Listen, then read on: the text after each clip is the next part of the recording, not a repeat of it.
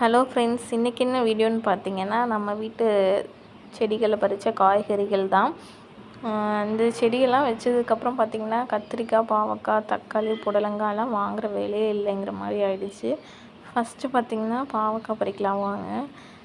செடி போன வீடியோவில் போட்டிருப்பேன், செடியே ஓரளவுக்கு இதாகிடுச்சு, நல்லா இல்லை அப்படின்னு. காய் இருக்காதுன்னு நினச்சி போனேன்.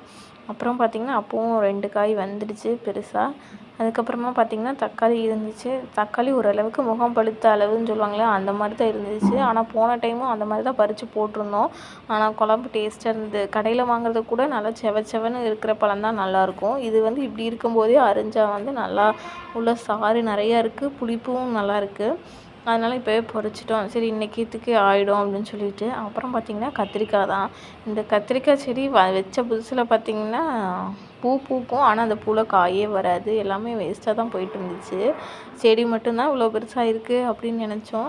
அது என்னவா அப்படி சொல்கிற, நான் காய்ச்சி காட்டுறேங்கிற லெவலுக்கு நிறையா காய்ச்சிருச்சு. இங்கே பாருங்கள், ஒரே செடியில் இன்றைக்கி பாருங்கள் ஒரு 1/2 கிலோ அளவுக்கு கத்திரிக்காய் வந்துருச்சு. இது மாதிரி ஒரு 2-3 செடி இருந்ததுன்னா நம்ம கடைங்களுக்கே கொடுக்கலாம் போல், அந்த அளவுக்கு காய்ச்சிருச்சு. 2 நாள் விட்டு பொறிச்சோம் அப்படின்னா ஒரு 1/2 கிலோ லெவலுக்கு காய் காய்ச்சிருது கத்திரிக்காய்.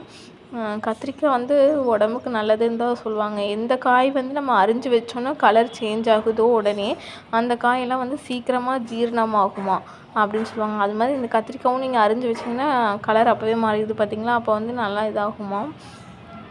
அதனால் பார்த்திங்கன்னா கத்திரிக்காய்க்கு பஞ்சமே இல்லை. இன்றைக்கி ஒன்று பறித்தா நான் இங்கே இருக்கேன் வா அப்படின்னு சொல்கிற மாதிரி நிறையா கத்திரிக்காய் காய்ச்சிருச்சு.